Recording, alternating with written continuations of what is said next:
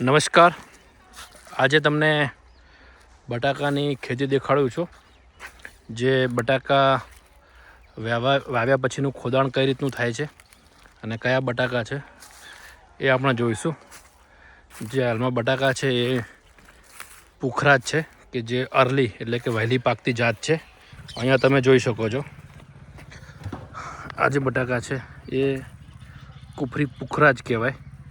એટલે જનરલી આપણે જે શાક બનાવીએ છીએ એ શાક માટેના સારામાં સારા બટાકા હોય છે અને સૌથી એવું કહેવાય ને કે સસ્તા બટાકા હોય છે. જ્યારે આપણે આ બટાકાને કાપીએ છીએ ત્યારે અંદરનો જે માવો છે એ થોડો પીળાશ પડતો માવો હોય છે અને 90 દિવસની આ વેરાયટી છે.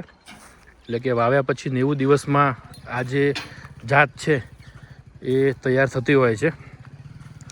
આ જે વેરાયટી છે એ પુખરાજ એ 18 ઓક્ટોબર એટલે કે 10મા મહિનાની 18 તારીખ સુધીમાં આ વાવેલું છે આ બટાકા. અને હાલમાં અહીંયા આપણે જોઈ શકીએ છીએ કે એનું હાર્વેસ્ટિંગ એટલે કે ખોદાણ થાય છે.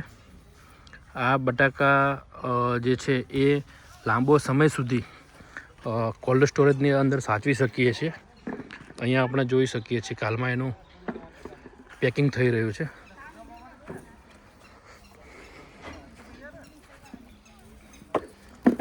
આમાં જે આ રીતના જે કપાયેલા બટાકા હોય છે એનું ગ્રેડિંગ પણ થતું હોય છે. જે સારા બટાકા છે એ પેકિંગ થશે અને જે ગ્રેડિંગ કરી અને જે કપાયેલા બટાકા છે, નાના છે, ગ્રીન કલરના બટાકા છે એને બહાર નાખવામાં આવે છે.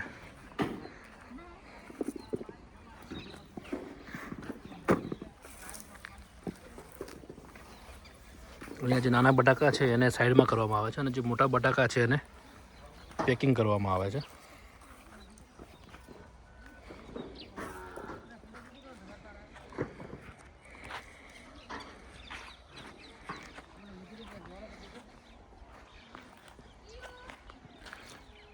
પછી જ્યારે બટાકા પેક થાય છે તો એની જે બેગ ભરાય છે એ 50 કિલોની બેગ હોય છે કે જે માર્કેટમાં મૂકવામાં આવે છે.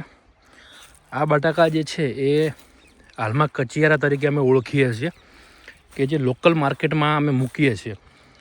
ટૂંકમાં જે હાલમાં જે શાક બનાવવા માટે યુઝ થાય છે એ જ બટાકા છે. તમે અહીંયા જોઈ શકો છો કે આ પ્રમાણે આ 50 કિલોની આખી બેગ હોય છે અને 50 કિલોની આખી જે બેગ છે એ ભરવામાં આવે છે. 55 કિલો સુધી બટાકામાં ભરાતા હોય છે અને આની અંદર ગ્રેડિંગ થયેલું બટાકું હોય છે કે જેમાં કોઈ કપાયેલું બટાકું હશે, એકદમ નાનું બટાકું હશે એને બહાર ડિસ્કાર્ડ કરીએ છીએ.